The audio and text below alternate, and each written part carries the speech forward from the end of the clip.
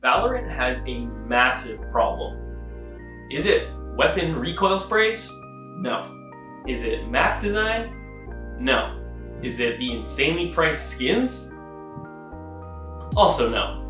Then what's Valorant's biggest problem, you ask? Valorant has a Sage problem.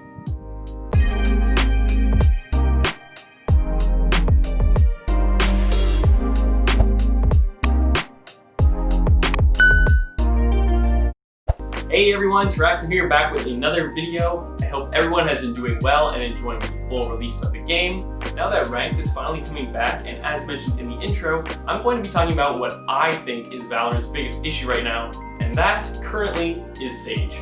Before patch 1.02, it had been 5 straight patches that Sage had been tweaked in some way. It begun in patch 0.47, where they changed her so that your aerial speed is also now affected by her slow orb, and enemies could walk through without making noise because it was too strong. Then in patch 0.49, they changed how her barrier orb reacted with the environment to reduce characters using her wall as a boost in too many unexpected spots. Then came patch 0.50. The slow orb zone duration got decreased from 9 seconds to 7 seconds, and it only slows you down by 50% instead of 65%. In this patch, they even mention, "We all know Sage is OP." Then comes patch 1.0, the launch patch. They increased her healing orb cooldown from 35 seconds to 45 seconds, reduced her wall segment health from 1000 HP to 800, and her overall wall duration from 40 seconds to 30 seconds. Lastly, we have patch 1.01. Riot has now changed her barrier cast wall from 20 meters to 10 meters. This change has made her even more of a defensive character than she already was now, and to be honest, this change was necessary in tweaking some of her offensive power, but it still hasn't addressed her main issue. Sage's abilities are far stronger than any other agent in the game. Let's take a trip down memory lane for a bit and look at Overwatch for a moment. Now, Mercy is one of those heroes in that game that underwent an insane amount of changes, and some of those changes took way too long to even come. I'm looking at you, 5-man res Mercy. So Mercy was indeed one of the most picked support heroes, and that was because her abilities were just too good. Similar to Sage in this case. Mercy was nerfed over and over again, mostly because her kit was very simple to use, but it was so effective, and her res mechanic was absolutely busted, especially when she was able to res all 5 people. So Mercy kept on getting retuned over and over, and they finally changed her res mechanic and made it so you couldn't just hide in a corner and res your entire team for the win. But even after all the nerfs she saw, she was still being played simply due to the fact that a res mechanic is far too strong and completely negated other ultimates in the game. Sage has a very similar case to Mercy because her abilities are way stronger than other heroes in the game, at least for now. The funny thing is, while Sage's res is also extremely strong, the ultimate is currently acting as a nice little bonus to the rest of her kit. It's not that people are picking Sage just for her ultimate. The rest of her kit is also way better than most.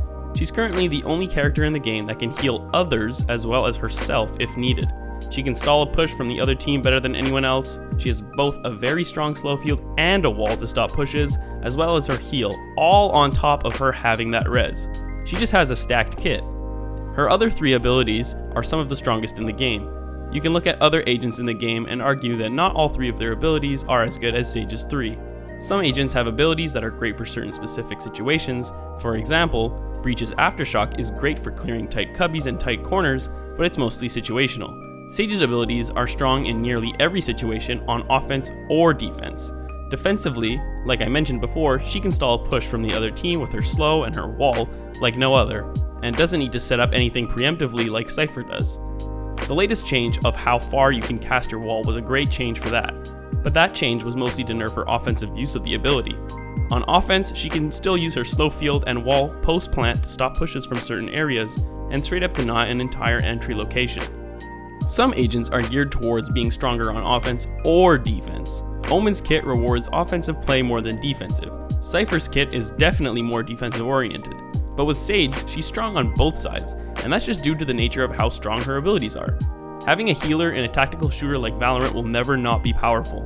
With Sage having abilities that are powerful on both attack and defense, this automatically places her as an S-tier agent.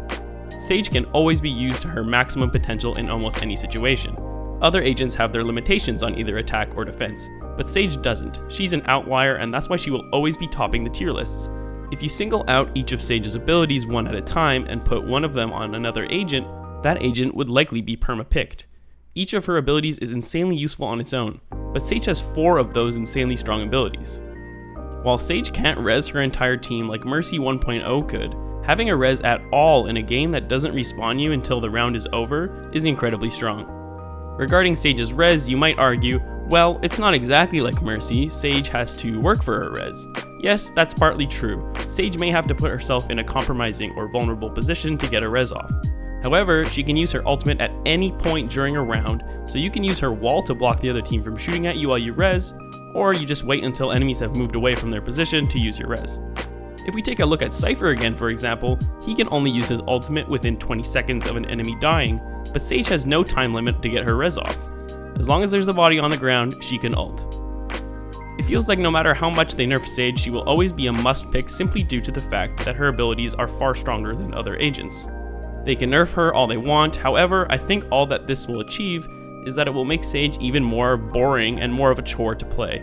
A lot of players who currently play Sage already play extremely safe most of the time because, quote unquote, they're the support player. Nerfing Sage will make people play her even more safe because as long as she can heal and stop an entry push, she will be picked. I don't think Sage is a game-breaking agent or anything, but I do think she's basically an essential must-pick agent at the moment. So what can Riot do to fix this? I'm no game expert, nor do I claim to have anything close to balanced design experience. However, as a player, I still think I can offer some of my own ideas, and I think Riot can go a few different ways with Sage. The first option Riot has would be to rework Sage, or maybe just one of her abilities. I believe her best ability is her heal, so maybe they could change her heal to something else, but I don't think I would want to eliminate healing as a whole, as I think healing in this game is part of what separates it from CSGO in a unique way. Taking away her heal would also give a rise in power to both Phoenix and Reyna, who have self-healing, and it would make people want to play them more, and that's not necessarily a bad thing. This change would also turn Sage into a stalling character, which would give her a much more defined defender position and lower her offensive power. Maybe they could even limit the amount of times she could use heal per round to 1, so she has to be a bit more mindful about when to use it. They've already nerfed the cooldown of it, but this might be a bit more of a drastic change and needed change. The second option Riot has is to introduce a new agent that can also heal, but maybe in some sort of different way. This option introduces a new set of problems, however. The first glaring problem is that some teams would run both Sage and this new agent in the same team comp, and they would have a ton of healing on the team, which could potentially be incredibly frustrating to play against. They could maybe add some sort of agent select mechanic, where you can only have one or the other on your team, so you couldn't have 2 healers. But this seems like it would never really happen, as some people love to only play that one agent, so if your character gets locked out due to someone else's pick, there will probably be a lot of angry players.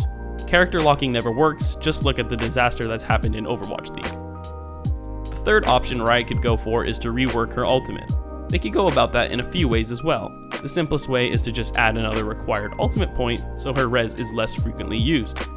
Her ultimate is very frustrating to play against already, as it immediately impacts the round by adding another player back onto your team.